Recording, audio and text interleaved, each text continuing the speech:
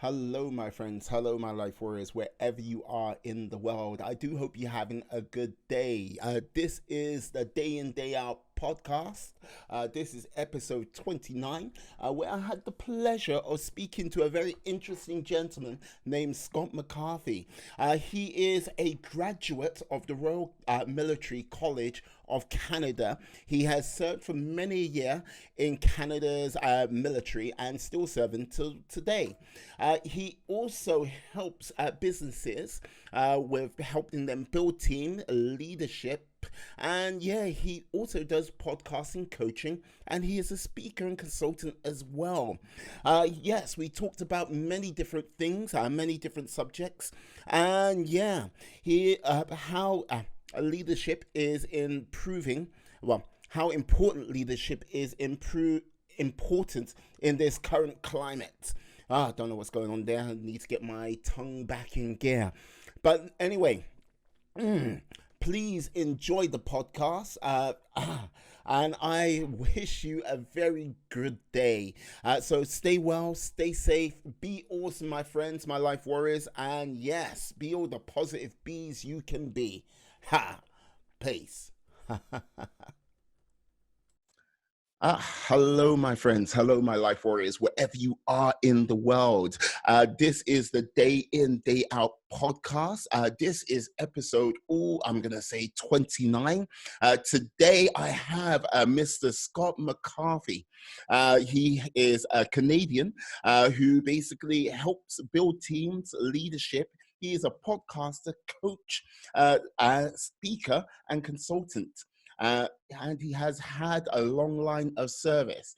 But this is rather than me sort of telling you this, let me hand this over to the man himself so he can tell a little bit more about it. So, how are you doing today, sir? How are you? I'm quite great. I guess I should throw that A in for everybody. No, I don't believe in those like sort of stereotypes of A and how's a boat, and I know it's not my thing. I just gotta throw it out so people, like you said, I'm Canadian. I'm not American, so A, and Yeah. we'll carry on from there. Yeah. As I mentioned in the intro, you basically had quite a healthy chunk of service with the Canadian Armed Forces. Would you be able to tell us some things about that? Absolutely. Well, it's still going on. I'm still serving today. Yeah, I'm still in. So I'm on year next. Where are we at? In about 6 weeks from now, I'll knock out my 19th year. 19 years complete. So still going, still serving. But it all started way back in high school. I was actually in grade 9, and my high school, they brought in recruiters, and they gave us a presentation about the Royal Military College of Canada, which is kind of like your Sandhurst over in the UK, kind of like West Point for the Americans, stuff like that. So it's our military college university where if you get selected, you go there. It's 100% military, and it's a university degree that you come out with for 4 to 5 year program. So grade 9 saw that presentation, said, that's what I'm going to do right there and then. Oh, wow.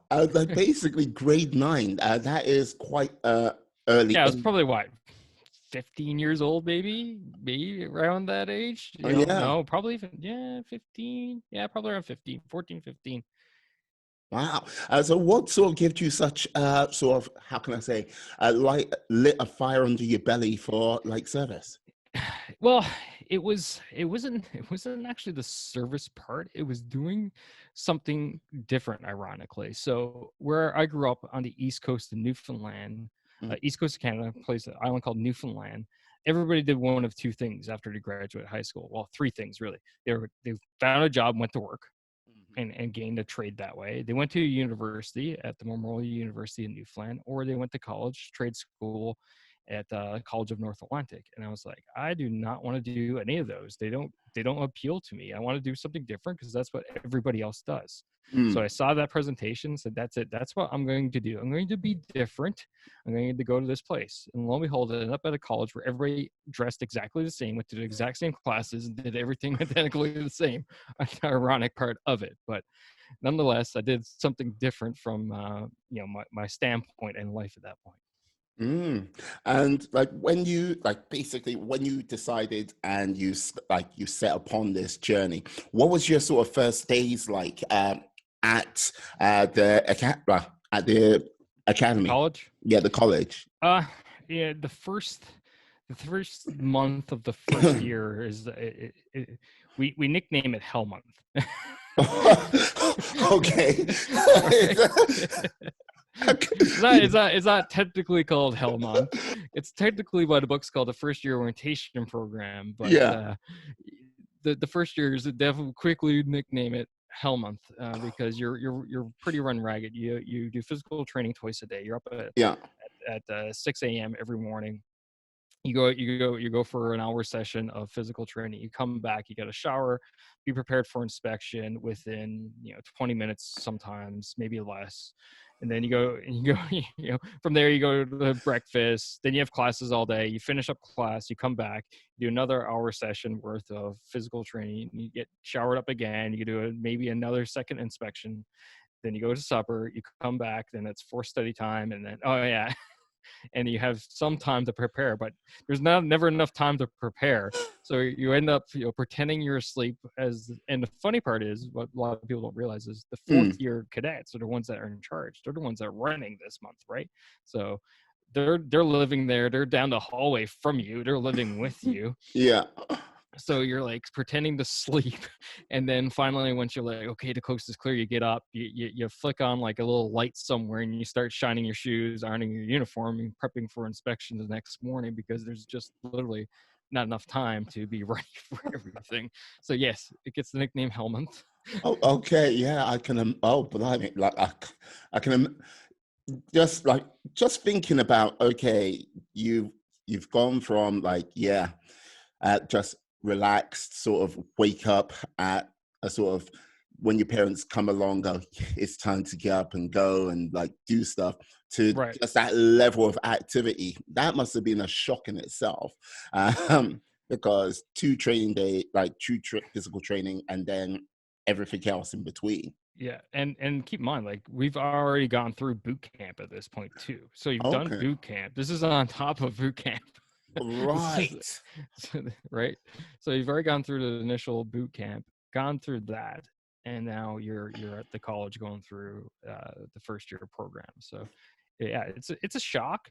It Mm. was tough at one point. I remember I wasn't ready to quit, but I remember talking on the phone to my mom, and I was like, it's like, this is tough. Like, this is not easy going Mm. through all this, because you're dealing with all that. You got to try to focus on your schoolwork, and you got friends at that point. You've made friends through basic training, but you've all been since split up, and you're put in different, what they call squadrons at the college. So you don't get to see your buds that you've been hanging out with for God knows, for 2 to 3 months at that point. Mm. And yeah, you're just run ragged. You get no time to yourself. You're roomed up with someone else, so there's zero personal, absolute, free time to you alone, unless Yeah. you're in using the washroom. That's about it. So I need some alone time. Where are you going? I'm just going to the bathroom. Just don't worry. I'll be back. But yeah, I can just with that sort of activity, like the sort of fortitude you must have had to like turn to, just to sort of like go, okay, like this is what I wanted to do, but the reality is wow. Very Yeah, wow. yeah, for sure. It's like, okay, you got to dig down, you got to dig through, but then you learn the power of, the power of teams, right? And relying on Mhm. other people, and other people helping you out, and you helping other people out, and you get through it. You get through that first month, and then once that first month is over, the reins come off a little bit, and comes off more and more slowly as the year goes on, and as the years go on while you're at the college, you get more and more freedoms, more and more privileges, and you're like, okay, especially once you hit third year, you're like, okay, we're Mhm. in this groove, life is good, here we go. Okay. So is it just like a standard degree? You do 3 years, or is it a case of you do a little bit more or less? It's a 4-year program in Canada. So university degrees here are 4 years, unless you do accelerated program, but RMC keeps to the 4-year program. Okay. And then when you graduated, what was your sort of first posting? What was Yes, that? great question. So I graduated in May of 2006, and I was posted out west to Edmonton, Alberta, to First Service Battalion, and waited there for a little bit, and then finally got my first platoon. I'm a transportation officer, so I Mm. move stuff. So got charge of my first platoon at the age, I think I was 23 at the time. I ended up Oh, having 80 soldiers underneath my command at that time. wow. This is the thing. 80 people, like 80 soldiers under your command. I have 23. That is, how can I say? That is a lot of responsibility right there. The most at that age myself, I was working in a summer camp in upstate New York, and I had responsibility of like nowhere near that, but still.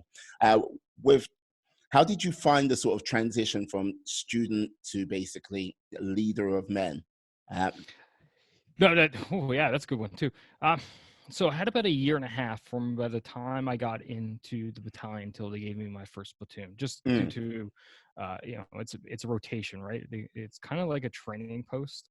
mhm, As a junior officer, you get in, you get your feet wet. The senior officers test you out, see how you respond, how you lead, how you deal with pressure, stress, and all this. So that first year and a half, mm, I basically I had some responsibilities. I had one person under my control at that time, but there were some people that were mentoring me, and I took the opportunity, every opportunity I could, to learn about mm, the real life in the army, the real army life, how things actually work. Because at the college, you're a bit sheltered, and for good reason. You're a bit sheltered. You don't really know what the real life is. But when I mm, was in the battalion, it's like, no, this is the time to learn. So I learned as much as I could, got my fingers on as much as I could, whatever task that popped up, and I was like free. I was like, yeah, I'd do that for sure. So I jumped at those, and it really helped me.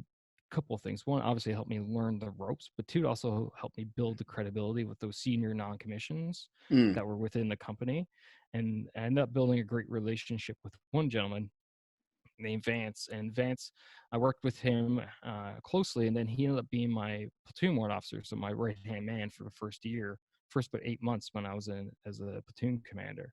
And me and him we had a great working relationship already, so it just made life so much easier. mm, And because I had that credibility, once he moved out and another gentleman, Steve, came in as my right hand man, I had that credibility. I already had that relationship, so I just needed to build that specific relationship with him, and we're a dynamic duo. We're a great team, both mm, of us. Both teams I had with Vance and Steve, we had great times. We did a lot of great things. Helped out a lot of people, and I think in the end, the troops saw that, and it really worked well. mm. And with regards to your early stages, what was sort of, was there one sort of key lesson or a couple of key lessons you picked up from that like period of time? Yeah, the first one is, you don't know jack, right? Mm. Especially at that age. You don't know a Yes. thing. You- And You're a young idiot and you're just trying to make your way through. Yeah. right, you don't know anything, but the thing is that you have a lot of people who do. They know their individual parts. Mm, Do they have the full pie? No, but man, they know their slice damn well. And I have that mentality still now, even when in my last posting where I was in charge of I commanded a squadron of 200. I still went in the same mentality. I didn't know jack. I didn't know jack about the individual slices. And you go in with that mentality of being open, ready to learn, mm, and that actually, one, shows humility, but two, it helps you build that credibility with the people, because you don't show up as, oh, he's a Mr. Know-it-all, right? I don't show up and people don't automatically think, oh, he thinks he knows it all, he thinks he knows my job. Like, no. Like, tell me, teach me, what do I not know, what is it I don't know? Because that's the most important thing. That's the scariest thing. That's the thing that's going to really trip me up down the road, because if I think I know everything, I'm going to mm, miss something when the time really matters. mm. So Yeah. I still have that mentality today. Yes. Um, it must be it must be kind of hard when you most really come across people uh, who don't actually see that or understand that sort of methodology. Do you like how do you sort of normally like get them on the same page? That's an interesting thing that I don't necessarily run into too often. Mm, Luckily, people we generally have an open mentality in the forces, because especially as logistics, we're so specialized. Within my branch, there's about in the officer world, there's I think about 9 different specialties. In the NCO world, there's about 14 different trades. mm, So it's super diverse. We do everything from like transportation and movements, to financial services and food services and everything in between, to ammunition disposal and EOD. So you can't have that mentality in our trade, in our branch, that you think you know it all, because the mm, person standing next to you or the person talking to you, it may have a complete different occupation that you haven't even touched before, mm, and you may be wearing the same cat badge. yeah. So, and it's no different in corporate world, right? Like the marketing people to the finance people to the sales to Mm, R&D, like they're completely different worlds, yet they're all interconnected. So I tell my clients that all the time. You have to have that type of mentality of being open, not thinking you know it all, but mm. knowing where to go for the answers, right? Yeah, no, I agree. That yeah, with times that they are right now, one of the things I'd say is being highlighted even more so is the sort of power of logistics, which I don't think many people may have thought about before, but right now with PPE equipment and just basically ventilators and everything like that, which is needed around the world, it's I think there's been a big shining light for like the layman or the laywoman out Oh, there.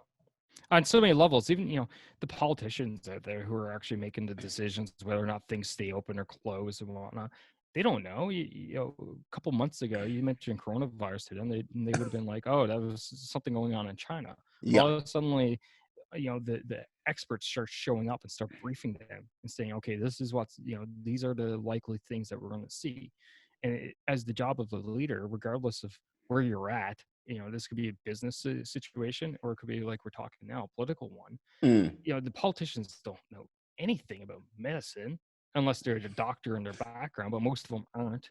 I only know one over here in Canada who's an actual MD who ran for office. But the reality is, you get the advice, you get the input from the experts, and you make the best decision you can with the information you got available to you at that time.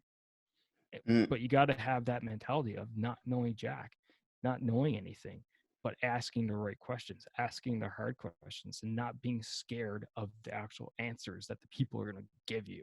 mm. Yeah, and I think sometimes that's the hard pill to swallow for some of our some of our global leaders, that they at the beginning they weren't prepared to hear the hard questions, or they were because they didn't have the answers, so they either ducked or skipped by it. Like it was going to be a simple case of it's nothing more serious than the flu, if you get what I mean. No, for sure. Mm. You gotta be ready to ask those questions, but you gotta be even more ready to hear the answer, right? Yeah, absolutely, absolutely. And like, so when you like after you started, um, after your first posting, what would you say was the most interesting posting, or was it your first posting, which was your most interesting posting in the military so far? I like them all, honestly. So, for all the different reasons, right? Like that first job as a platoon commander, you're never so close to the ground. I went out, every piece of equipment that we had in my platoon, I drove every Mm, piece of equipment, and we had all kinds of different things. We had all kinds of heavy equipment, tractor trailers, big yeah. buses. I was hauling tanks with the tractor trailer once, getting underneath our palletized loading system trucks and like changing oil and lifting up cans and whatever we drove, I drove as well, because Mm, I would always say to my junior officers now, well, in order to understand the trials and tribulations that your troops are bringing to you, you have to go through them yourselves to have an understanding. So I'd take a day every now and then and get out, get on the road and just check it out and talk to the guys.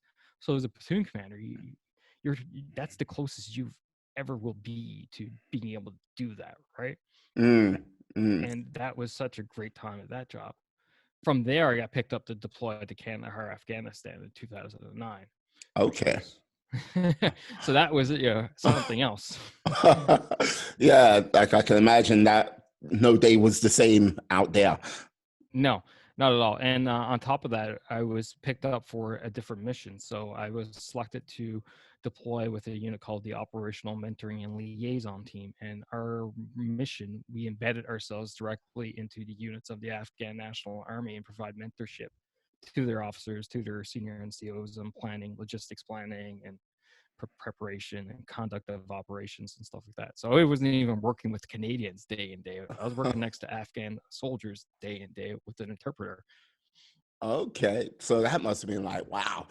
So that's completely out of, I imagine, everyone's comfort zone when you're in a scenario like that, especially when you're having to talk through a translator trying to get your message across to help these guys. 100%. Yeah, that time, that was 2009, so I was 26, and I was showing up, and these guys, these warriors who've been, basically fighting their whole lives, are looking at me as the expert, and I'm there to help train them, mentor them, and look at them, and they're like 40 odd years old. They've been through God knows how many battles and stuff like this, and I'm basically brand new, first combat tour in and they're looking at me like the expert. But again, it's you go through those steps, right? You don't know squat, you start learning, start building the credibility. So how do you build credibility? Well, it takes a lot of time there. The pace, the culture over there is much different than here in Canada, the US, the UK, where us it's more about business. And you show up to a meeting, you sit down, you're like, hi, how's it going? Just like we did. Yep, good weekend. Yep. All right, so this is what we're gonna do. Whereas there, it's like, okay, so how's your family doing? What's new? 35 minutes later, you're like, okay, so I think we have this operation upcoming that we should talk about. Yeah, that's a good idea. Yes. Okay, so it's a much more, how can I say, sedate pace out there with their guys. Very different culture, very, very different pace of life, different considerations when you look at literacy, even something as basic of being able to read and write. Like, for us, it's not a big deal. Write orders, people can read orders, but for them, their literacy rate is so low that it's like, yeah, some of the senior people can read and write. That's good, but after that, everything has to be word of mouth because most of the troops don't read or write. And yeah, so with the word of mouth, the game of Chinese whispers sometimes comes into Right. play. So it's like, yeah, I need it over there. Before you know it, it's like, where is it? Okay.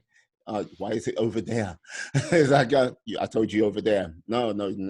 But yeah, must be quite. So how long were you there for doing this? 7 months. 7 months in theater. Yeah. Okay. And did you come back to Canada, or was it a case of you moved into a new area in, like, as you say, in theater?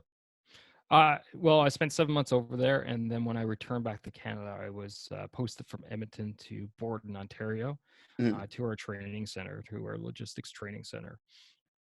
So there, I was put in charge of our transport driver training, all of our transport driver training. So I was responsible permanently for about close to 60 guys and girls, but that training cadre would swell with the students over close to 150 people on the busiest times, and permanent staff were 60 of us.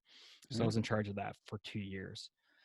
And then from there, I was selected to become the operations officer for the entire school. So I was overseeing planning and synchronization of all the courses that we went through. So I think we did about 300 sessions, i.e. courses per year, for a throughput of something like 3,500 students per year at that training center. And I had to synchronize all those courses with my staff and ensure all the courses had all the stuff they needed to run training. So high tempo job, a lot on the line. Yeah, busy times. Well, like, this is the thing. You've gone from just a group of 80 and then up to 3,000 plus. Pretty much had the headmaster of it all, if you get what I mean. Kind of, obviously there were people that were in charge. We refer to that job as a staff role. So you think of it like a chief of operations Okay. for a medium-sized corporation, right?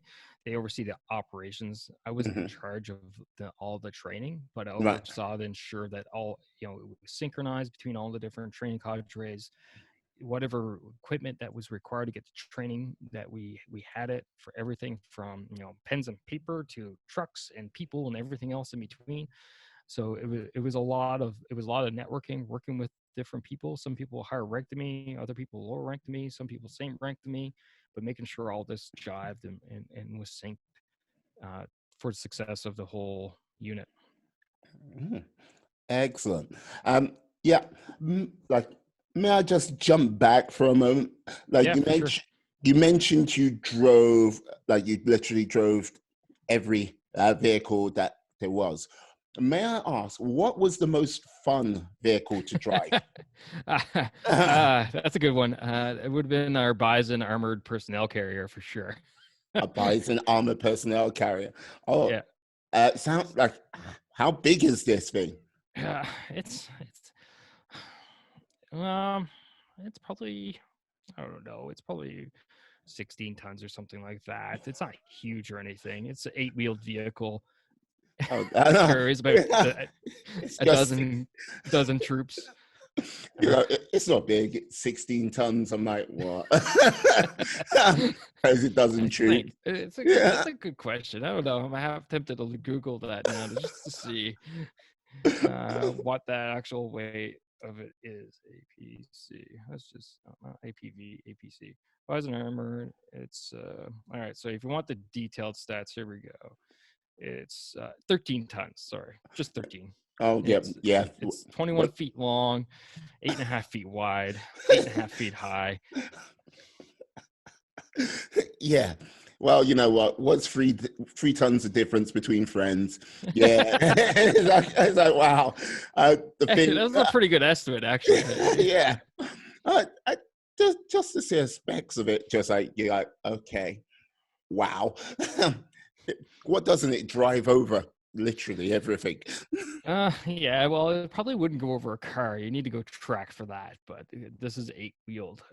But it's a solid piece of kit for sure. Although they're getting old, they're getting tired. I think they're made in the early 90s, 88, 90. Yeah. Okay. So yeah, they're getting old, they're getting tired, and they're being replaced now by what we call lap sixes. So these are a bit bigger, uh, more tonnage, still eight wheels, but yeah. Hopefully you'll get to drive one of those and have a merry old time. If I get an opportunity, I won't pass it up. That's for sure. um, Brilliant. Yeah, just skipping forward. You're still involved in the military, but you also help businesses at this present time. Yeah. Yeah. Uh, what is the sort of main sort of ways you help businesses? So yeah, great question. I provide coaching, direct coaching over Zoom platforms, just like we do, or face to Hmm. face if they're local, but not many clients are local here in Kingston. So I do provide Zoom coaching over internet coaching, as well as I've showed up to some companies and provided presentations and did some team building activities and stuff like that with them. But I would say Zoom is definitely the number one go-to because it generally is. Most of my clients are one-on-one. Hmm. They're usually people who are they're hungry to develop their leadership skills, but unfortunately they haven't had the mentorship through their organizations, Mm. or their organizations just can't provide the leadership training for them or opportunities for them, but they want to develop those skills. They realize that they don't want to be the quote unquote boss. And I use the boss in a very negative connotation at my website, Moving Forward Leadership. And Mm. that is that arrogant, egotistical shouter that doesn't care what anybody has to say. They're always right, they're wrong. If you look at a current world leader, that would definitely define being a boss right now. So those people don't want to be that. What they want to be is those inspirational leaders, those leaders that motivate their people, that listen to their people, that improve their organizations, through, becoming more effective, more efficient, looking after their people. And with that, I focus on what I call the three domains of leadership, and that is leading yourself, leading your team, and leading your organization. What are those? Leading yourself is becoming a better leader by being able to increase your performance as an individual. So hitting those peak performance, all those things that are required for that. Coaching them through, getting them on, even as much as getting them on healthy routines in general, mindset, getting their mindset right before they go into work at the beginning of the day, increasing their knowledge of leadership, management skills, because management skills, as much of a bad knack they get these days, are actually still highly important. And that could be a talk. And despite I talk about leadership all the time, management is actually a piece of leadership in my viewpoint. So that's how you lead yourself. Leading your teams is all about the individuals. How do you actually help build your teams? How do you take care of your individual people? How do you take care of getting them the things they need, improving them, building them up, developing them as individuals, as teams, building those teams so that people rely on each other, can trust each other, all those types of good things. So that's leading your team. And then finally, leading your organization is all about that effectiveness, the efficiency, all the way from um, developing a solid culture within your organization to even the monotonous, the importance of budgeting. And so a lot of people that, like budgeting, well, that's for the finance. No, you as a leader, you actually need to grab a hold of that and run with that yourself. So those are the domains that I focus on through moving forward leadership, and that's how I help people and organizations get better. Right, I see. I would imagine with like it must be hard, somewhat difficult for some people to sort of go, yeah, you know what, I've been running my organization for X amount of years, but I find myself lacking something, some key ingredients to either make my company or organization or my team be able to move on to that next level. Uh, can you help? Or if you've been brought in by someone else, being able to sort of like go, "Yeah, okay, willing to listen, you know? Yeah, very valid point. I run into that when I get hired by a company CEO or a company owner, business owner, and Mm, it's the people below them in leadership positions. All of a sudden, they start doing pushback. The people who hire me direct, I don't get that because they're looking for it, right? mm, They're hungry. They want to improve. They want to know. They want to know what they don't know. They want to mm, know what their blind spots are, where their holes are, where their potential pitfalls are. And it takes a different set of eyes, because if you keep looking at the same problem with the exact same lens, you're never going to see a different solution. And that's why consultants, coaches like myself are so great, because we come in and we have a completely different view. We don't know the organization that well, and mm, as we start going around, we start talking to individuals, we start talking to leadership there, and suddenly it's like, oh well, these are this is what I'm seeing. What it could mean, this, it could mean that, it could be nothing, but it's something that you might want to look at. And all of a sudden they're like, holy cow, yeah, there was a huge problem in this, in this section. I wasn't even aware of it. I'm like, well, you weren't aware of it because you wouldn't get, and this is where the coaching comes in. Like, you weren't aware of it because you're behind your desk all day. mm. Get away from your desk. It's like, get involved, Right? get in the Get out, game a little bit more. get out. And my practical tip I give all the time is my last position as a squadron commander, where I was in charge of 200 soldiers and members. The first 30 minutes of every day I didn't spend in my office. I walked in, turned the lights on, dropped my bag, and left with my coffee. Mm, And I would walk around. And the most important thing of that was never talk shop. I never talked shop.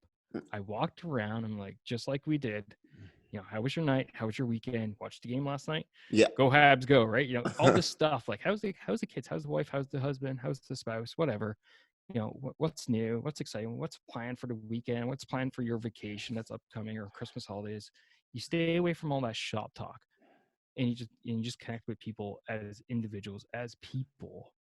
And then suddenly you build that trust, you build that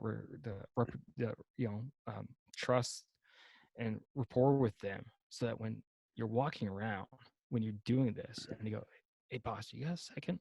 Yeah, sure. Mm. All right, come over in the corner. The place is going to crap.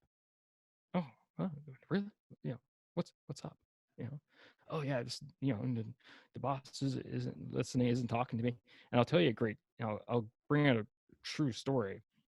So I was doing, what we call a walk around, where not first thing in the morning, but throughout the week, I would just get out, and I was spread across 9 different locations. So I would occasionally get out and go to a few of the different locations. As I was walking around talking to guys, one of my members said, "Hey, they're talking about something." Like, "Yeah, so a maintenance thing," and they're like, "Yeah, we're looking at doing this. We put in to get the course, but it got denied." "You put in for the course, got denied?" They're like, "Yeah, we're told that we couldn't do it."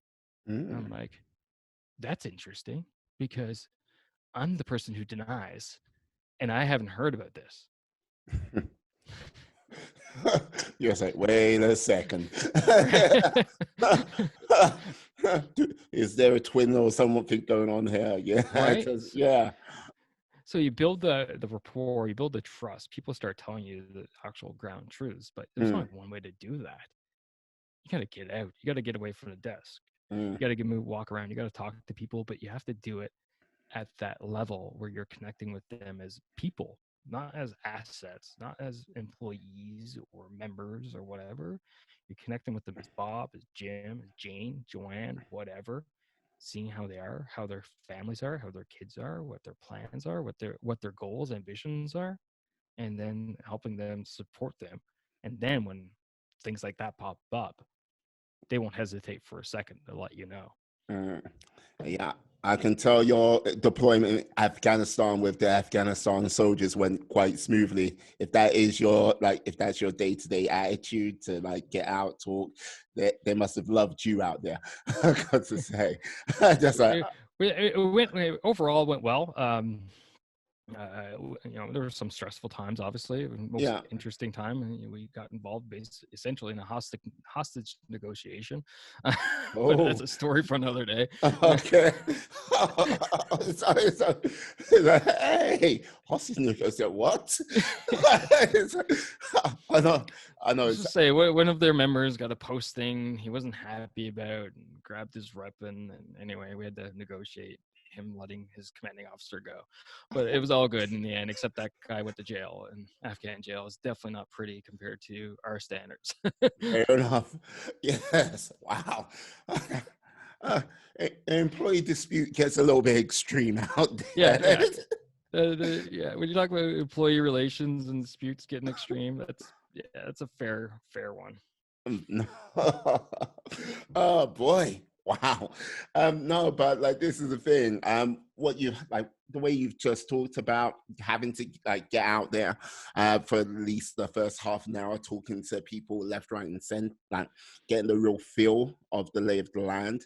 I think what a lot of people who are either in management or basically quote unquote leadership positions they sometimes get caught up, what I say, in the ivory tower. They look upon, Yep. like, look down up on high. And yeah, there is no connection and they have no real feel for what is going on. So when things do happen, it's like a great shock or a surprise to them. And they're like, what? By the time they try to get back that lost ground, it's far too late because the horse is bolted. I often speak in metaphors, so please excuse me. So All yeah, good. yeah. No, I totally agree with you. And what I always combat that with is, listen, your people are there to take care of your job on your behalf. Mm, They're the ones that are out there conversing with the clients. They're the ones that out there that are walking the sales. They're the ones out there doing the sales call. They're the ones out there developing the graphics. They're the ones out there developing the new products. Whatever it is, doesn't matter. It could be a business, could be a nonprofit organization. You're the one that's managing them, leading them. It's your job to support them for them to support you. Because if they're not successful, you sure as heck are not going to be successful. Mm, mm. No, I agree. I'm loving the insight there. Like, yeah, real, like, real growing opportunities for anyone out there. Yeah. So, with regards to right now, like, you are also doing like working as a speaker. Is that correct? Yeah, so I'll do speaking engagements depending on where they are. Obviously, I can't travel too far from Kingston, Ontario, Mm, uh, but I do speaking engagements for either events or companies. I've done some for organizations that have come in and talk about a lot of, some of the things that we've talked about here today, yeah. whether that's building teams, or even people want to hear about my deployment, my experience in the military, and how I relate that to the business world today. I've done actually done a presentation at some schools, so I'll speak on anything and to anyone really. That's good. That's good. When you first did your first speaking array, like engagement, was that a little bit strange, or did you just like take to it like a duck on water, as they say? Both, I guess, if that's possible. So the strange part was I was used to speaking because as an officer, when you're in charge of people, I've been in charge of people since I've been 23 years old. Mm, You get used to it. You got to. It's part of the job. It's part of the responsibility. You have to yeah. inform your people, and that's one of my biggest, I guess, things. I can't think of a better word for it right now, but one of the biggest things I ensure is communication. And the Mm, reason why I ensure communication, because one of my biggest failures at the beginning of my career when I was just brand new, after I graduated from RMC, was due to a lack of communication, where I messed up and I paid the price. And so actually someone else ended up paying the price for me. oh. Right.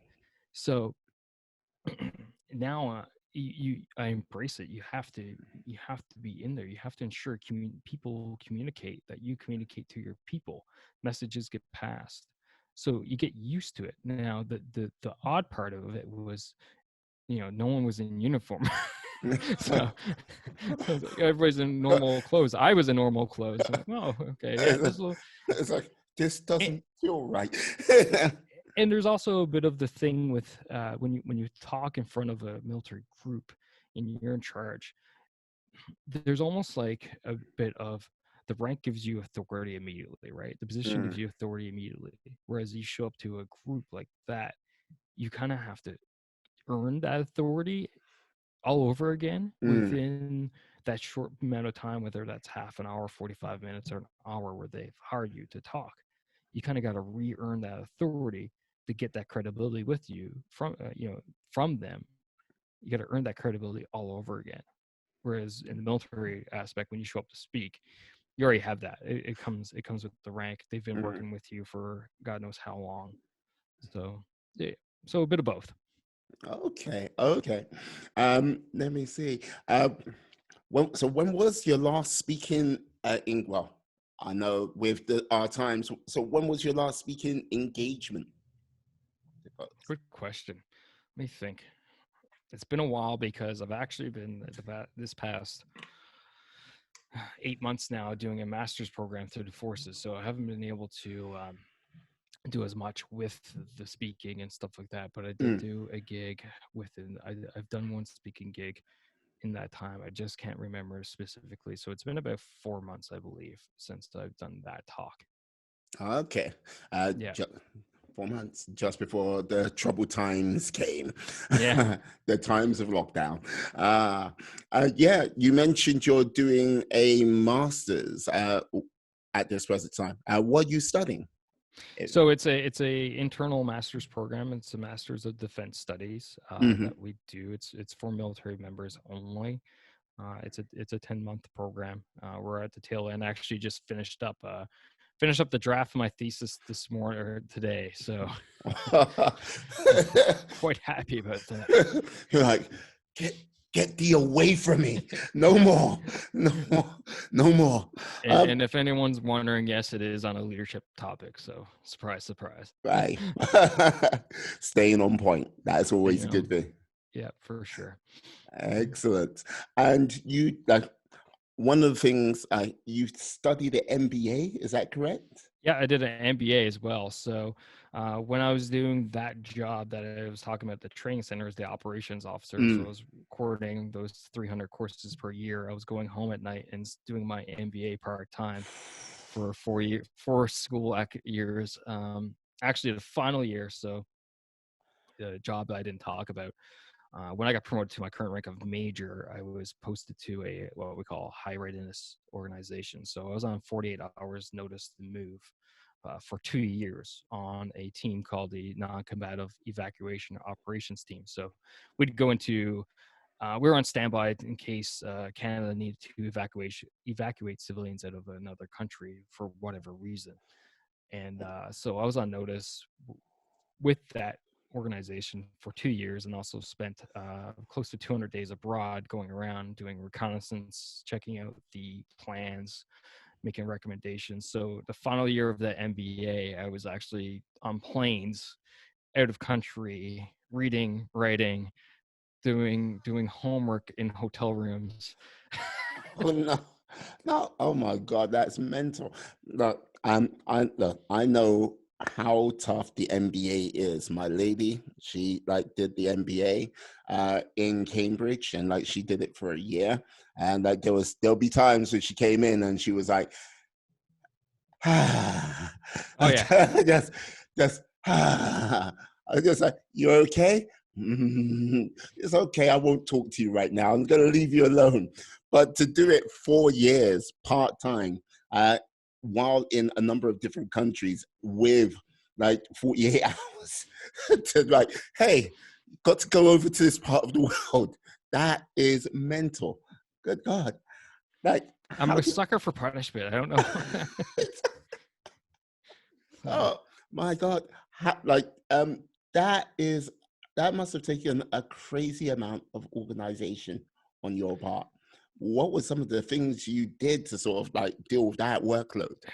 you know what? I ended up developing my own personal goal setting program, which I've now called Power Goals program, and I push that out as a service to individuals. Ah, So I realized after I finished that and finished that part and did a few other things, I'm like was going through a bit of a time, and I was just like not really achieving a whole lot, and I was like, why is things not right? Like, I've gone through this MBA program, I've done mm, all kinds of other things. Why am I having struggling right now? And then I sat down, thought about it for a while, obviously not just for like 5 minutes or anything, but I ended up realizing, I was like, and everybody was talking about smart goals, and like realized that smart goals didn't work for me personally, and nor did they work to solve the problems I was looking to solve. And then I just started dissecting everything I've done in the past and how I did it, and I found the commonalities amongst it, and lo and behold, I ended up developing what I refer to as power goals. So developing your purpose, observing, weekly planning, executing, and reviewing. And I basically live that day in, day out still, mm. Uh, and go through that. And that's, yeah, that could be another hour topic right there. yeah, well, like this is the thing. What I what most people suffer from, like I would say, most people's downfall is just basically execution, and without like you mentioned smart goals, but without being able to execute each part of a plan at a Yeah. timely fashion is always the thing what holds quite a lot of people up. Uh, and just getting to that is the hardest thing. People mess up in a couple of different areas. One is they don't, like you kind of say, they just run to the execute phase. They don't plan, they don't prepare, they Mm, actually don't even think about, is whatever goal they're chasing in line with their values. If you talk to the person who's been trying to get in shape their whole life, and they're about 300 pounds overweight, and they're like, I can't get in shape. Well, you know what? You don't value it. So it's not going to happen until you value it. And unfortunately, most people, it takes an extreme event for people to suddenly start valuing health and fitness when they're that far out of shape. mm, So I say that to people all the time. Like, if you're not achieving it, it's most likely you don't value it. So if you realize it's something that you really should be doing, you can't do it, you got to find that why that's going to solidify you achieving that goal. Because if you don't have that why attached to it, that purpose to it, it's not going to work. It's just not going to happen. The other thing with execution, people everybody mess up, right? We all trip, we all stumble. Happens to me all the time. I'm on a solid workout regime. I get up 5 a.m. every morning. I'm still doing it, even though I'm quarantined at home. I'm doing it because if I don't, I got 2 young boys. They're going to suck the life out of me. Not to mention, I got to work on this master's. So 5 a.m. it is. Right? So, but yeah, there's some mornings where it's just like the alarm goes off. I'm like, hell no. Like, no. These covers, these blankets are way too comfy today. I'm way too tired, too sore. There's Yeah. not enough coffee in the world right now to get me motivated to go for that workout. But when I finally get up and get moving for the day, most people beat themselves up. Oh, I suck, blah, blah, blah. I can't get up for a workout. It's like, you know what? I stumbled today, but tomorrow I'll make up for it. I'll get back on. And that's where people stumble on the execution part. They don't realize how to get themselves back on track. And then the final part is people fail to reflect. They fail to reflect on a few different things. But the biggest thing is you need to reflect in looking at your life and your schedule and your calendar. So this is organization part, right? So you look at your schedule. So one of the things I preach is actually putting in the calendar everything that you plan on doing, all these supporting actions for you to reach your goals, putting them in your calendar so that it's there. It's there. You're not leaving it to chance. Tuesday mornings I'm going to do this. Wednesday afternoons I'm going to do that. Blah blah blah. But also looking at your calendar where your white space is, i.e., where your free time is. Because if something happens, life happens. Kids get sick in the middle of the night. You think you're getting up for a workout at 5 a.m. after you've been up with your kid, changing their sheets, getting them back to sleep at 3 o'clock in the morning? Hell no. Like, it is not happening, right? No. You're going back to bed. But if you plan to work out only 4 times that week, well, then where's your white space? You shift it. You still hit your weekly plan, but that's where the reflection comes on. But instead, people just kind of beat themselves up and like, oh well. And then it's like, oh, I only did 3 workouts this week. Oh, only did 2. And that's where the snowball effect of death happens, right? Doom, because people just like they what's the word I'm looking for here? They basically just embrace not achieving, and instead it's like, okay, well, it's just easy now, and they go slide right back into what they were doing in the past. If you look at most of the participants, The Biggest Loser, like I believe you guys have it in the UK as well, right? Yeah, like we did Most have of it them for end a up short fat period. again, Yeah. No. right? Because they don't actually change their mentality around it. They Mm, they don't embrace picking themselves back up after they stumbled. Instead, they get kicked to the curb and say, "Go home, try to fend for yourselves now." mm. Right? Yeah. Yeah, no, with regard to The Biggest Loser, like one of the things, like I used to love that show when I first watched it, but when you sort of get more of an understanding of how how nutrition fitness works a little bit better, you understand, you're like, oh, wait a second, what you guys are doing in The Biggest Loser Ranch, great TV, but it's not going to help you ultimately fix what's going on in your head. Or like, look, I don't like, as much as I like working out, there is no way I can work out 6 hours a day, Right. 8 hours a day. And when they're in that sort of format, it never works out for them. Yeah. But I agree with you. Like, if they haven't sorted out that mental blocks, which have put them into that realm, they're never going to actually get on that path where they'll lead them to being happy, healthy, and Right. that being a better individual. They'll just fall back time and time again, which it's a crying shame. But you see this time and time again, like from fitness, bad relationships, many a poor choice. And as much you can like scream, shout, try dragging that person or individual away from that, but until they're ready, it's it's It's not going to sometimes, happen. yeah, it's painful to watch. Painful to If watch. someone said to me, "A great goal for you is run a marathon," I'd laugh in their face. Mm. I am not a runner. Right? Yeah. But if you say, okay, circuit train for 90 days straight or something like that, or go through P90X again, which I've done in the past, I'm like, okay, bring it on, because that's more in line with my values. That's more in line of Mm. total fitness that I want. Or if you tell me, okay, a great goal for you would be, oh, read 50 books this year. Yeah, done. No worries. You know what? Yeah, I'm on that. I do a hell of reading anyway for my podcast, because I Hmm. interview guests, and most of them are authors. So I get release copies of their books or review copies of their books, and I end up going through a lot of books anyway. But it's just part of what I do. So yeah.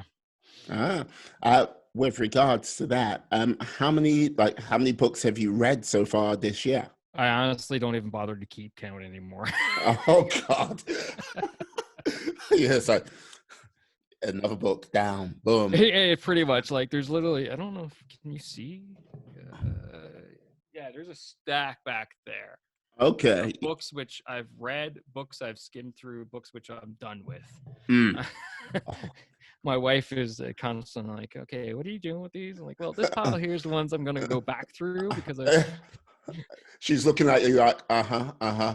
uh-huh, What uh-huh. what what can I get rid of? Yeah, Tell me now, with yeah, like pretty eyes much. wide open, like. Yeah. That's like, um, and with regards to your podcast, yeah, what is the name of your podcast? With everything with my business, it's moving forward leadership. So Mm. just to explain, moving forward uh, is I guess, a spin-off of Japanese term kaizen, which is continuous improvement. Mm-hmm. So moving forward just shows the continuous movement forward of betterment and leadership, obviously leadership.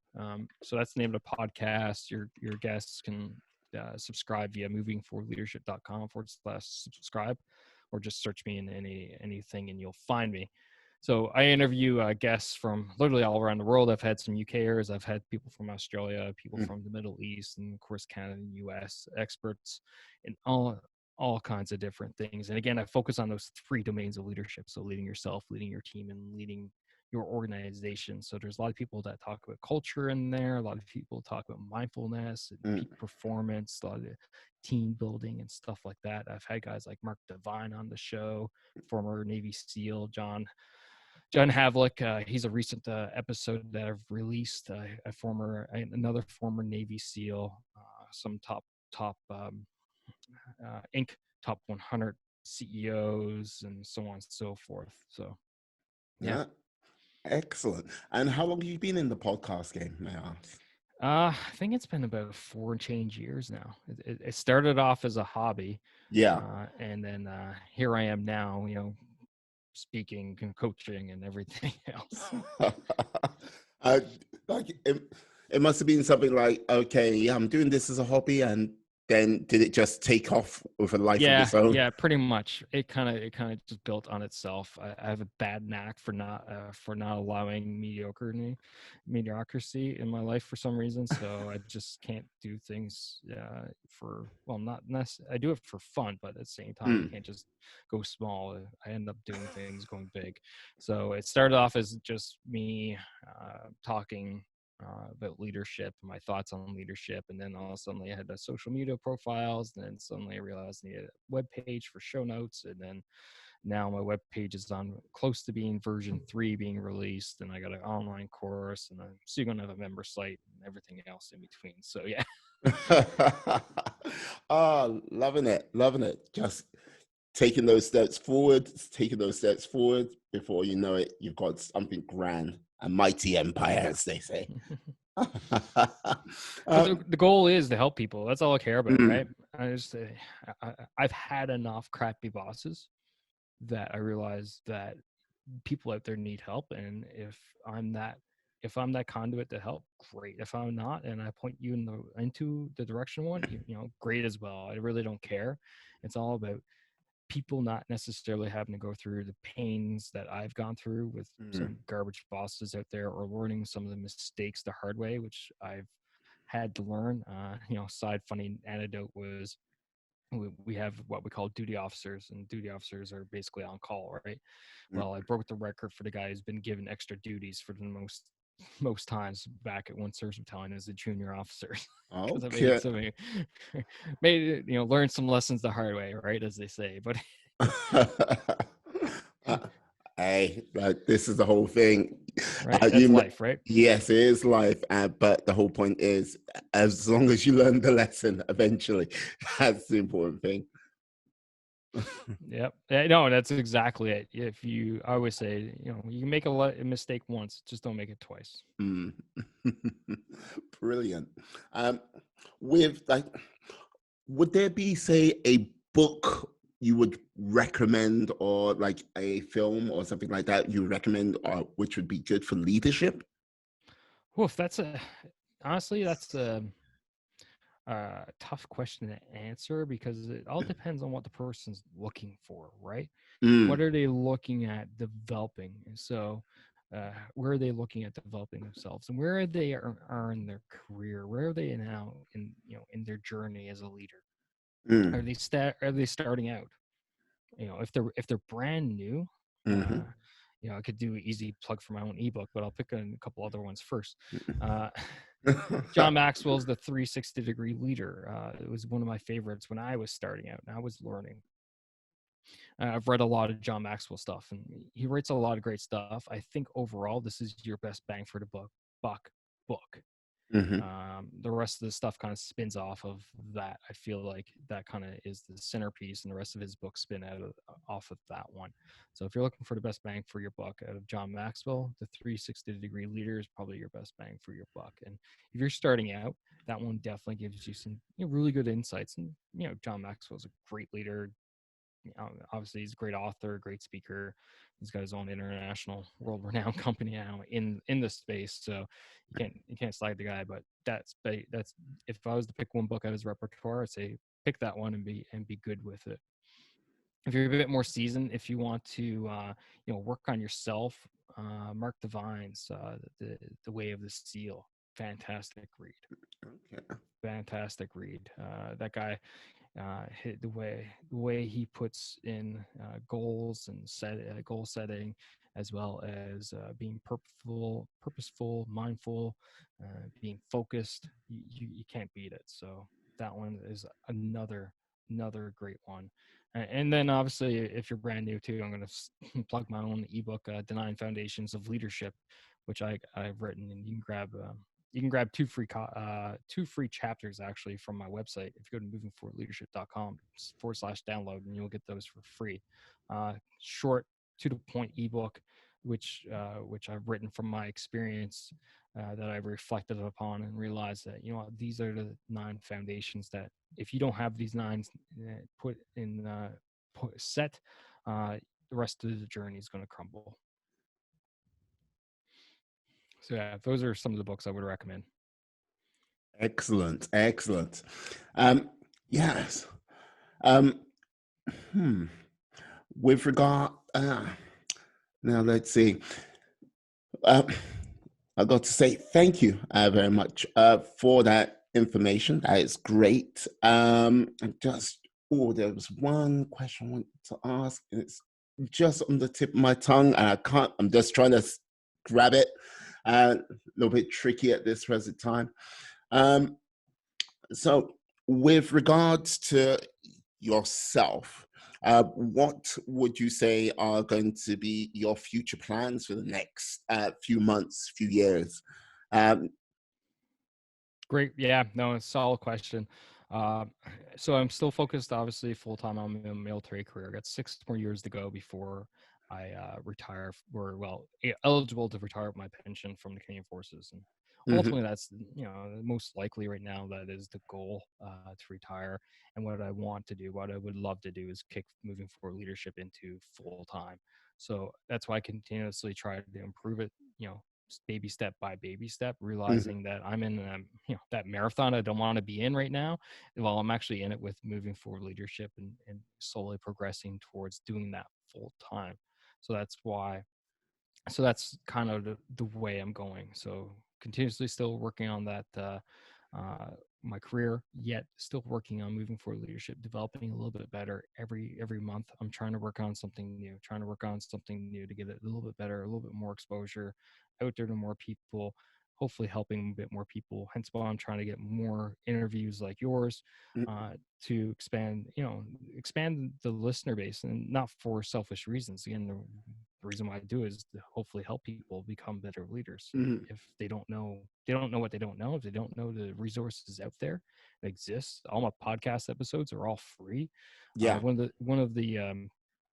One of my goals for the next couple weeks is to put out basically not cheat sheets on helping people to lead themselves better, lead their teams better, lead their organizations better, and putting them out for free as well, putting them up on the website, putting them into my Facebook group for the people. So pushing out as much free content, free material as possible, so that people go, you know what, if you got leadership question, you got a leadership problem, and you're looking forward, to help develop yourself, go check out Scott McCarthy over at Moving Forward Leadership. I'm pretty sure he can help. If I can hear Mm, that from people, I can go to bed at night and sleep happy, man. yeah. No, because at this moment in time, with regards to how the world is right now, like if you haven't been affected by like COVID-19, or you don't have any family members affected by COVID-19, you've got a lot of time free if you're on lockdown and working from home, or other Hmm. circumstances have arisen. Uh, this is, I, I don't think we're going to get another period in time where there's everyone cumulatively is on this downtime ever Right. again. Yep. So I look at it. It might sound strange me saying this with everything what's going on, but it is an excellent opportunity for people out there to like go, okay, assess. Maybe I might need to do a course change, or just to basically really get some real value for this time by picking up new skills. But that's the way I see it. I'm trying to find the positive within all of this. 100% right. Like, this is a great time to develop yourself as an individual. But if a listener of your podcast is listening and they're, a business owner, a company, owner, or CEO, or senior leader in their organization, have you thought about what the impacts are going to be on from that standpoint? Have you actually Mm. sat and reflected upon that? And do you, if yes, the following question is, do you have the skill set to deal with that? Because I'm telling you, I'm certain that this work from home thing is gonna explode Oh, post COVID-19. oh yeah. Uh, The flexibility that it offers, the people requiring, wanting, people will be wanting it more so. Are you ready for that? Is your organization ready for that? Are mm, you ready for the downfall that the economic recession that's pending is going to bring? Are you ready for that? Have you mm, thought about that? Have you prepared? All of these things I talk about in my group to my people. I'm trying to put those nuggets that you can't sit back and be reactive to this. You got to be proactive to that. And that's one of the things I preach at Moving Forward Leadership. As leaders, you need to be proactive. You just kind of can't sit back and react to everything.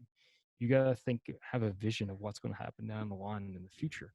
And you got to think about what the world's going to look like post COVID-19, what mm, your organization is going to look like post COVID-19, and what can you do to right now to get prepared for that? What steps can you take to get ahead of that so that you're actually in a better place? Maybe it's some efficiencies. Maybe it is. You're like, you know what? I was scared of distributed learn or working from mm. home. I'm realizing now that my effectiveness is actually going up. My efficiency is going up. My people are happy. Work is still getting done. What do I care? Why do I have 3 locations? Well, maybe I could downsize to 2, Yeah. right? Are you thinking that way? Or maybe, it's like, oh crap, our business is tanking. We don't have the revenue. I can't hold on to the people. Well, you got to plan and prepare. What can you do right now to help, shift that burden, try to get that burden away? And there's so many great examples of company business owners out there doing great things. People not taking pay, people paying their people regardless, and everything else in between. But it's not because they're being reactive; it's because they're being proactive, Mm. and that's where you need to be.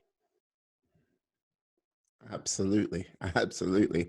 On that note, what I'm going to say is, would it be possible to tell people where they can find you, like all the social medias, website, etc.? I will be putting this down in the description as well. So yeah.